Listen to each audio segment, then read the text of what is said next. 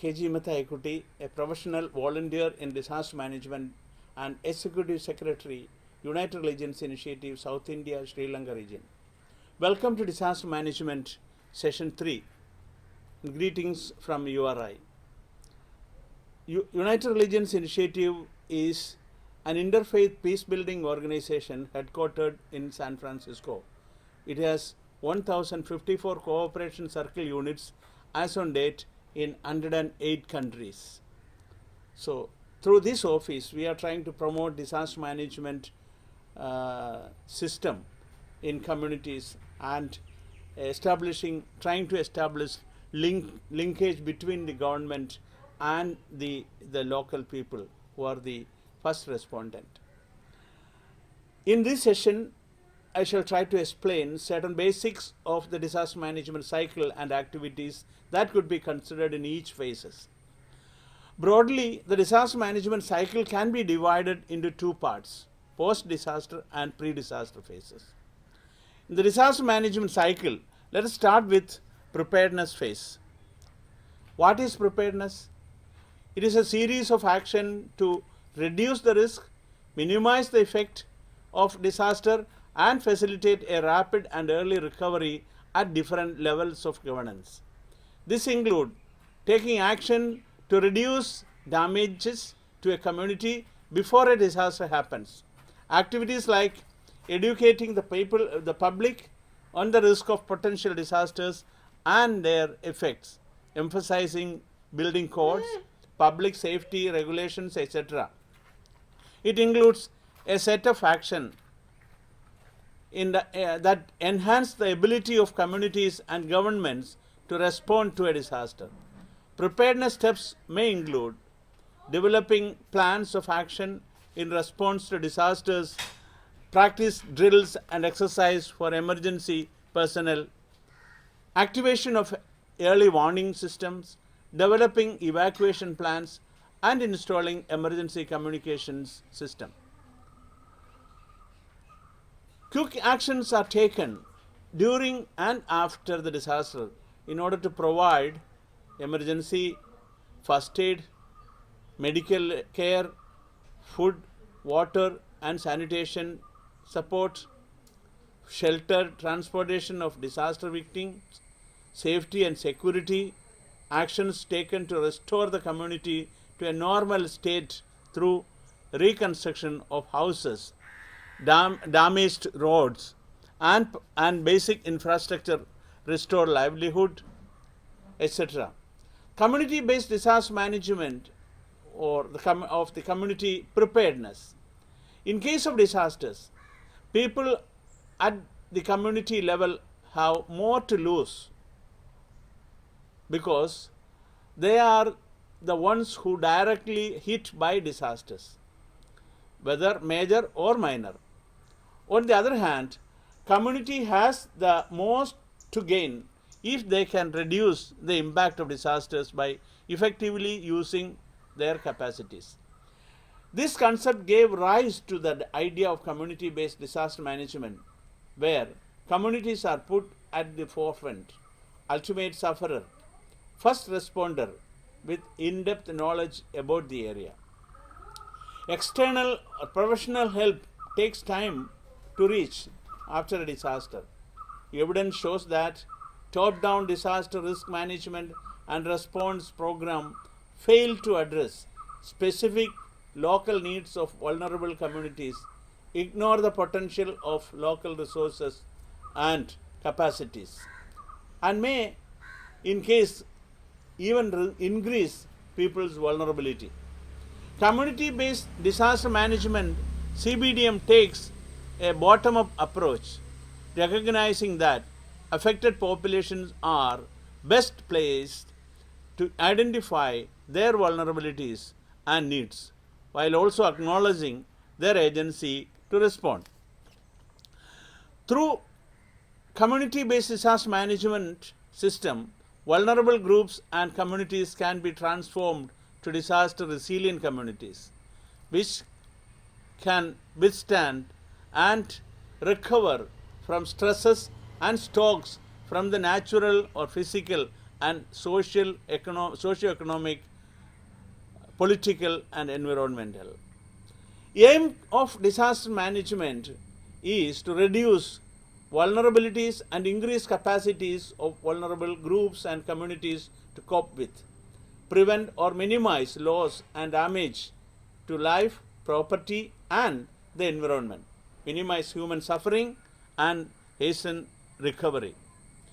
A process of disaster risk management in which at-risk communities are actively engaged to reduce their vulnerabilities and enhance their capacities through identification, analysis, treatment, monitoring and evaluation of the disaster risk. Community-based disaster management (CBDM) is an approach to building the capacity of communities to assess their vulnerability to both human-induced and natural hazards and develop strategies and resources necessary to prevent and mitigate the impact of identified hazard as well as respond, rehabilitate and recover from the hazard. The approach promoted is to build people's capacity of coping with the disaster risk and reducing their vulnerability, thereby developing safer and more resilient communities. This involves a change in focus from emergency response to planned activities that would mitigate or prevent disasters. It is to be noted that if readiness and capacity is insufficient, and if vulnerabilities are too great, if the scale of hazard is too big, and then the risk is too high. If emergencies cannot be managed locally, the communities may not be able to cope. In that case, the disaster is bound to occur. Who constitute community? The prospective stakeholders are general public, elected members, NGOs, CBOs, civil society organizations, donors, academician, corporate sector, etc. So it can go according to the areas resources. A community is a group that is organized around common values and is bound by attributed with social cohesion within a shared geographical location. Generally, in social units larger than a household, the community can be homogeneous or heterogeneous in nature. Let us understand community resilient with the help of an analogy. A resilient community has the characteristic of a bamboo plant. It is able to recover fast, resume its original form, adapt easily to change situation, cope with the situation without external support. A community-based disaster risk reduction plan would support the community in planning for being resilient. Disaster risk or vulnerability reduction is the foundation of CBDM. Community is a key resource in disaster risk reduction. Contribute to people's empowerment by way of physical safety, guaranteed access and more on resources. Promotes communities' participation in decision making related to risk reduction. CBDM therefore brings together the multitude of community stakeholders for disaster risk reduction, enables expansion of resource base. A critical element of sustainable disaster management is communities' participation in these activities. The most common elements of community involvement are partnership, participation, empowerment, ownership by the local people. The emphasis of disaster management efforts should focus on communities and the people who live in there. Unless the disaster management efforts are sustainable at individual and community level, it is difficult to reduce the losses and scale of tragedy. stages of establishing a community-based disaster management system, I shall try to list out. Selection of the community, that is foremost important. Community is at risk, especially on priority. Rapport building and understanding the identified community. Participatory community risk assessment. Participatory action planning. Requisite skill training. Mock drill. Participatory monitoring and evaluation of the project. These are all important for the effective community system. Through these community-based activities, people should be able to participate alongside government officials and expert group as the direct stakeholders in these activities. People should own problem, consequences and challenges of any mitigation and preparedness initiatives. It is necessary to take people's involvement further into policy and strategy. This process includes sense of ownership to the people, which results in their continuous engagement and long-term commitment to these activities. Thus, involvement of communities is important in both pre-disaster mitigation and post-disaster response and recovery process. Community-led implementation of the project. While the immediate priority at this time is to protect people by limiting I'm talking about the current situation, the spread of COVID-19. We are still uncertain up to what level it will go.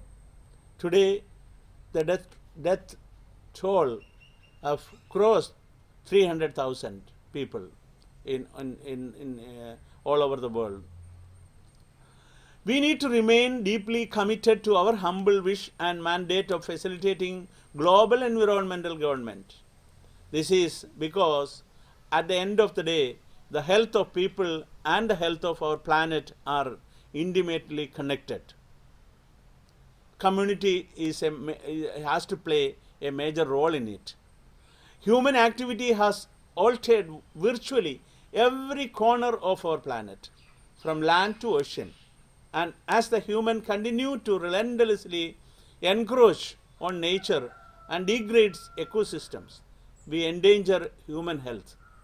In fact, 75% of all emerging infectious diseases are zoonotic, that is, virus or originating from the transfer from animals and other insects, whether domesticated or wild, to humans.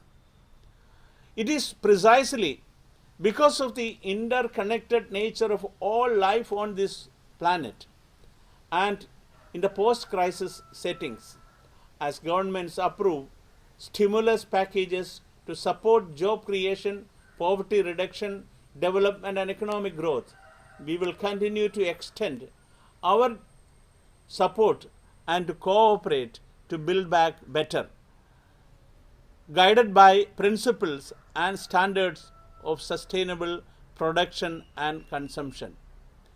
This is in a way an opportunity as well to restructure our thinking, our holistic approach towards the health of the Mother Earth. These actions should manage of hazardous medical and chemical waste, strong and global stewardship of nature and biodiversity, and a clear commitment to building back better, creating green jobs and facilitating the transition to a carbon neutral future will be key to a resilient and sustainable future and to our reaching the sustainable development goals of the UN. And that, of course, remain the future we all want. Every disaster brings certain good lessons, and that helps rebuilding better, building back better. So let us be united in making our Mother Earth a safe place to live. For this, we need the Creator's support and it always there if we are willing to abide by the guidance set by the Almighty God. Thank you. May God bless.